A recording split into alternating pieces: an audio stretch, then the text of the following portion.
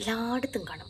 അധികം ആർഭാടങ്ങളൊന്നുമില്ലാത്ത, എന്നാൽ സാമ്പത്തികമായി പിന്നോക്കം നിൽക്കുന്നത് കൊണ്ട് മാത്രം, അവൻ്റെ വാക്കുകൾക്ക് വില കൊടുക്കാത്ത, അതുകൊണ്ട് മാത്രം പാവപ്പെട്ടവണ്ണം മുദ്ര കുത്തപ്പെടുന്ന കുറച്ചാളുകൾ.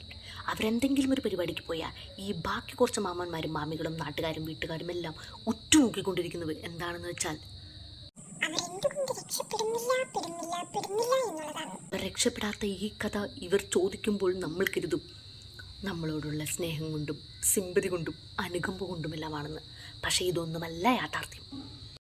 നമ്മുടെ ഈ രക്ഷപ്പെടാത്ത കഥ കഷ്ടപ്പെട്ട് പറയുന്ന അവരുടെ ഒരേ ഒരു ഉദ്ദേശം നമ്മളുടെ ഈ ബുദ്ധിമുട്ടുകളും സങ്കടങ്ങളും കഷ്ടപ്പാടുകളും നാലാളെ അറിയിക്കുക എന്നുള്ളത് മാത്രമാണ്.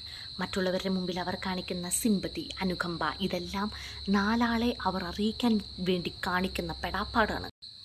ഇത്രയും കഷ്ടപ്പെട്ട് ഇതൊക്കെ പറയാൻ ശ്രമിക്കുന്ന, നാലാളെ അറിയിക്കാൻ ശ്രമിക്കുന്ന അവരുടെ ബുദ്ധിമുട്ട് കാണാതിരിക്കാൻ പറ്റുമോ? പറ്റത്തില്ല.